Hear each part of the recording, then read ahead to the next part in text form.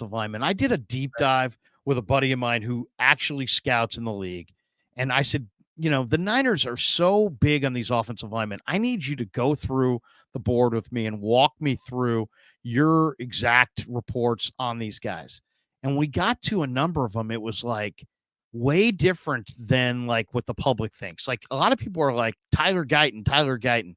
He's like, Tyler Guyton looks like Tarzan and plays like Jane. He pops up out of his stance. He never finishes blocks. He says he's played right tackle, but he has no potential to play left tackle. He's a huge guy that looks the part, and you want him coming off the bus, but he's going to disappoint you, and he doesn't play to the whistle, and he's just not what you're looking for. So that's one. Then I said, well, what about Kingsley Sumatea or whatever? Yeah, and the BYU kid. He's like, he doesn't run block at all. He's like, he's good as a pass protector, but his run blocking is garbage. I said, what about Jordan Morgan from Arizona? He's like, oh my God, steer way clear of him. He goes, he's got short arms. He's a guard, and he got bull rushed in the Pac-12 by defensive ends. He projects inside to guard, and he's going to get bull rushed like a monster inside. So he doesn't like Jordan Morgan's long-term future. I said, what about Roger Rosengarten? He's like, you know what? He's not very strong. He got absolutely dominated by the Wolverines in the national championship game. The second half, he said it was just an absolute bloodbath. He just couldn't block anybody, couldn't stand in front of anybody. So he doesn't like a lot of these guys. I said, he went down the list. He gave me a bunch of them. Now, the offensive lineman that this guy liked, okay, and he likes J.C. Latham. He thinks that, you can't bull rush J.C. Latham. If he starts to fall, he could be your right tackle for the next 15 years. He likes Fashanu, but only as a pass protector, not really as a run blocker. He really likes Amarius Mims. He said 36-inch arms, 11-inch hands, but you got to wonder how much he only allowed one pressure in all of 2023. But he said, I don't know how much he loves to play the game, and I worry about guys who have only made 8 starts. Do they, some guys find their way on the field, some guys find their way off the field. I like Troy Fatanu. I said, what do you think of Fatanu? And he's like, you know what? I think he's a guard. And I don't think he's got a mean streak, but I don't think he's a great run blocker. He's underpowered in the run game. He can't really push anybody. He likes Fuaga as a run blocker. Graham Barton, he's like, no. Graham Barton's a center or a guard only. He said power just destroys him. It's a major issue for him. He doesn't think he's a tackle at all. He likes Jackson Powers Johnson. He likes Zach Frazier at center. Powers Johnson's a huge center. Yeah, he said he just dominates he said he looked awesome in the Senior Bowl. He didn't lose one-on-one. He said Guyton couldn't play dead. He likes Christian Haynes from Connecticut. Didn't like Jordan Morgan, didn't like Rosengarten, said the Yale kid is like 2 years away from being 2 years away. So that doesn't fit. Who else did he like? He liked Cooper Beatty from K-State. He said he's a brawler. He kind of liked Patrick Paul, but he said he's got really long legs and sometimes he loses balance, but he's got crazy measurables. I can see them liking him. He's a tackle out of Houston. He's athletic and long. He's like 6'7". He only allowed 9 pressures this year, and that's pretty damn good. He liked Mason McCormick. He liked the Notre Dame kid, Blake Fisher. He said he's a dominant run blocker. He liked Christian Mahogany from Boston College. He said he's a violent run blocker. He liked Christian Jones from Texas as a little late-round guy. I see them taking him later. Super experienced. He says he really finishes people in the run game. He loved the Georgia center, Cedric Van Pran. He says every single game that Van Pran plays, he'll pancake 3 or 4 guys. That's an underrated need. I mean, I think that, and this is you mentioned 3 centers there now.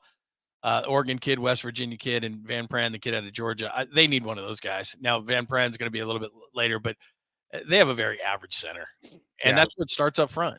He said Bortolini got destroyed in the Senior Bowl. He lost every single one-on-one. The Penn State center, Norzad, he said he's a wall. He's strong as hell, but he said any movement at all, and he's just totally baffled by it, and he's just totally, pretty much rendered useless if you have any kind of movement inside. So it's like, it's interesting. The one guy he kind of liked and said he thought the Niners would take was Walter Rouse, who, started at Stanford, transferred to Oklahoma. He allowed the lowest pressure rate, 1.32% of every FBS offensive tackle in 2023.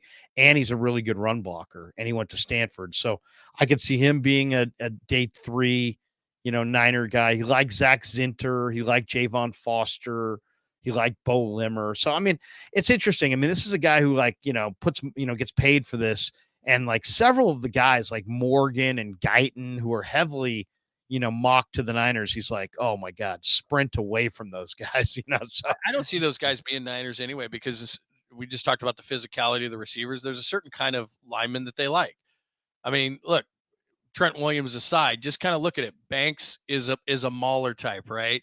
I mean, McKivitz is what he's not. He's a mauler type. I mean, they want physical offensive linemen. So the finesse guys, we're just talking about Jordan Morgan and guys, Guyton, those are more finesse guys. And so I just don't see that. The guy, and he's not going to slip, so it's not going to matter. Of all those names, Talise Fawaga, the guy out of Oregon State, he's the nastiest. Yeah. He's 6'6", he's nasty. 330. They could put him at right tackle. Hell, they could put him at right guard if they wanted to. He absolutely mashes people. You want to go watch some fun tape. He mashes people. Now, could he go over to the left side? I think eventually in a couple of years he could. But again, he's going to go because the way this draft is going to go at the top, and I don't know about you. I think the first 4 are going to be quarterbacks. I think somebody's going to trade for Arizona's pick. I think they're going to go 4. And knowing Harbaugh the way that we do, and I think everybody's, it's not that Marvin Harrison isn't great. It's just, and those receivers aren't great, and obviously need receivers after what they did in the offseason. But he likes starting with beef, and I think that he'll take the kid out of Notre Dame at 5. I think that at 6, maybe the Giants are going to move 6 to 4, but if it's the Giants, then they'll go wide receiver. 7, Tennessee is going to go probably one of these offensive linemen like Waga. 8, Atlanta could either trade out or they're going to go defense finally. 9, the Bears, who knows? They could go wide receiver. They could go offensive line. They'll probably go like a Dunze or who's ever left. And then 10, the Jets could be a wild card. They signed a bunch of veteran offensive linemen, or they could go Bowers because Aaron Rodgers probably wants to have a top tight end. They signed a bunch of receivers. So I could see that. But if for some reason a guy like Waga slipped to like 15, the Oregon State kid, I could see the Niners going up and getting that because he is nasty. He is a Niner. You know what I mean? He is he's a baller. And of all the tackles, to me, he's the most impressive, and he's the most plug and play in terms of like you could put him at right tackle next year in place of McKivitz. And a lot of people, and you've heard this too, a lot of people think McKivitz is better at guard. And so you could put McKivitz in at guard, and he could be a nasty mauling type of a guard. And then you've got, Fuaga on the outside playing right tackle, and hopefully in 2 years he can be your left tackle. That's to me, he's the best guy. I just think that potentially he could be gone with the Bears at 9 or early. I don't think he could go to the Raiders at 13. I mean, they still need offensive linemen. So I don't think he's going to slide. But if he is one of the guys that slides, and let's say he's, in the early to mid teens, if I'm the Niners, I go get that guy. Yeah. My biggest fear is like a trade up for Jordan Morgan, that they trade up like 2 or 3 spots and take a super, low end, guy who may not even be a tackle. That would be my nightmare, is that, a trade up for Jordan Morgan or Tyler Guyton, trying to get the 7th best offensive tackle. I'd much rather go D tackle. The reason why I'm with you on Guyton, I'm not sure he's very good, but the thing, and he has a limited, not like limited like Mims. Mims has everything if he played 25 games. It's just that if you knew Mims was fired up and that he didn't play for legitimate reasons, and obviously all. I mean, seriously, if he had that, Mims is a blue chipper. Mims could be awesome. Yeah, I mean, if he played 25 games, I mean, the guy is 6'7", 340, is like a ballerina in movement. He's massive, like you said. What is his arms? 36 inch. I mean, it's ridiculous. All the measurables and everything he has. 11-inch hands. I mean, he's just, but you got to wonder at that size, is he James Wiseman? Was he born into a body that led him down a road, but he really has no interest in playing the position? I mean, when you've played 8 games, when you've started 8 games and then you've had the injuries he's had, I'd get too nervous on that. But I know somebody's just going to be too tantalized by him. I mean, if he's sitting there at 31, I think he sounds like a Raven to me at 30. But if he's sitting there at 31, you roll the dice on a guy like that, because he is truly, of all the offensive linemen, like the biggest boom or bust guy. I mean, look, he could take over at left tackle in 2 years and hold it down for 10 years. He could be out of the league in 2 years. I mean, that's the guy. No That's doubt, really no what. doubt, and you wonder. I mean, as I said, everybody's looking at their watch these days. You're either looking at your watch saying, "Man, I got to get home. I'm at the facility and I want to leave," or you're, looking at your watch at home, going, "Man, I want to get into the facility and start working out." And you just got to figure out, which guy you got. You got to have as many guys who want to be there.